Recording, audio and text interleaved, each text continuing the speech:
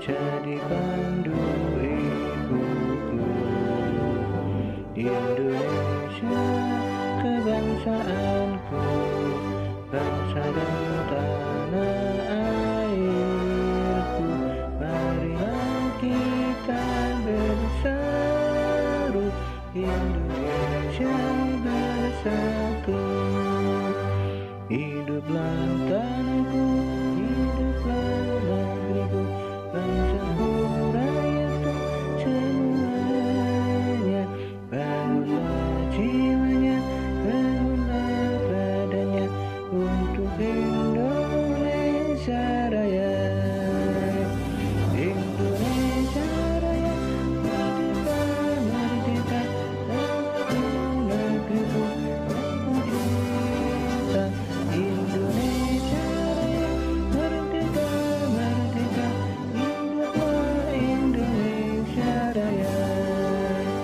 Indonesia Raya, merdeka, merdeka, tanahku, negeriku, aku cinta. Indonesia Raya, merdeka, merdeka, hiduplah Indonesia Raya. Kepada bendera sang merah putih, hormat.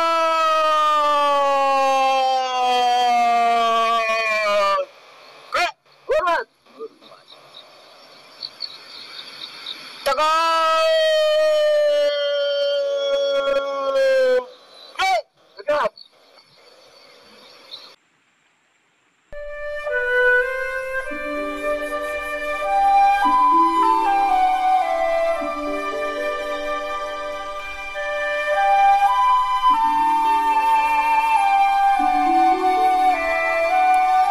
Assalamualaikum warahmatullahi wabarakatuh.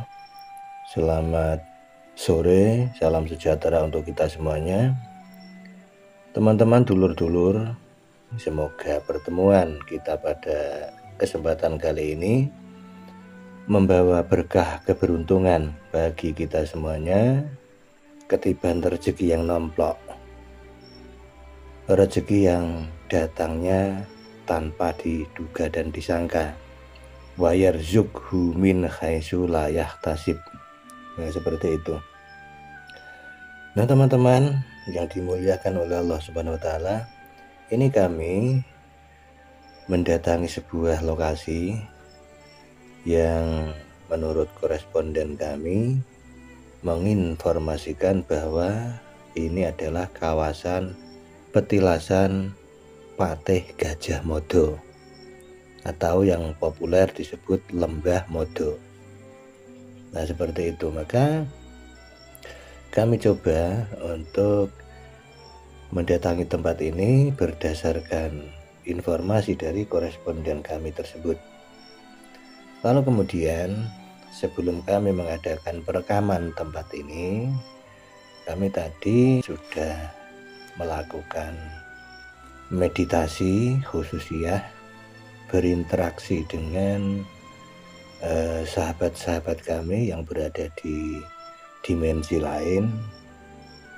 Kami memperoleh informasi tentang tempat ini, bahwa tempat ini itu sebenarnya bukan ada keterkaitan dengan Patih Gajah Mada, Mahapatih Kerajaan Majapahit, itu bukan, melainkan ada tokoh yang memang bernama Modo, murid daripada Sunan Muria. Sehingga ketika tokoh tersebut ditugaskan oleh Sunan Muria untuk jajah Desa Milangkori, istilahnya itu berkelana mencari pengalaman di luar sambil berdakwah menyebarkan agama Islam, maka salah satu titik tempat lokasi yang disinggahi oleh tokoh tersebut untuk mengheningkan cipta, berkholwat, bermunajat, sholat, dan lain sebagainya adalah tempat ini. yang kemudian hari tempat ini meninggalkan jejak aura positif. Nah, aura positif tersebut kemudian ditapak tilasi oleh bangsa di luar bangsa manusia, dalam tanda kutip itu bangsa jin yang muslim, itu kemudian menempati tempat ini dan membawa aura positif, yang kemudian seterusnya tempat ini dikenal oleh warga masyarakat sekitar tempat ini dengan sebutan kawasan Lembah Modo. Ada dua nama tadi yang muncul dalam isyarah batiniah kami saat kami khususiyah. Itu yang pertama itu muncul nama Kesumodono, kemudian yang kedua Wiro Sentono. Apakah tokoh yang pernah singgah ke tempat ini itu memang namanya ada beberapa itu, ataukah beberapa nama itu dari tokoh yang berbeda? Nah, itu kami yang kesulitan untuk menjawab, karena tadi isyarahnya itu hanya seperti itu. Yang pertama terkait dengan tempat ini itu adalah jejak petilasan dari murid Padepokan Muria. Terus kemudian yang kedua itu yang berkaitan dengan nama tadi itu yang muncul adalah dua nama itu. Nah, seperti itu. Nah, kemudian kami dibantu oleh warga desa sini, yang desanya itu minta untuk tidak disebutkan. Hanya wilayah ini termasuk Kecamatan Gunung Wungkal Kabupaten Pati. Hanya itu saja yang boleh disebutkan, tapi nama desanya, kampungnya atau dukuhnya itu tidak boleh disebutkan. Nah, kami dibantu oleh warga desa sini untuk mencari titik lokasi yang sebenarnya. Karena masyarakat sini itu tidak tahu titik lokasinya, tahunya hanya kawasan ini saja, itu namanya kawasan Lembah Modo begitu. Namun titik lokasinya yang sebenarnya itu warga tidak tahu. Makanya kami bertiga ini mencari titik lokasi yang sebenarnya. Dulu tokoh yang disebut-sebut sebagai Mbah Modo itu berdiam dirinya itu di sebelah mana begitu. Makanya kami ini mencari ke sana kemari titik lokasi yang sebenarnya. Tadi di dalam isyarah interaksi batin tadi itu ada nampak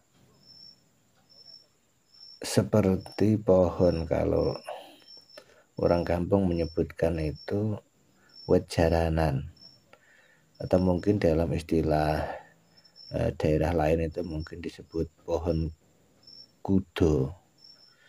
Nah, itu ada pohon kudo yang enggak begitu besar. Itu di bawah pohon kudo itu ada batu yang cukup untuk melakukan duduk dan sholat.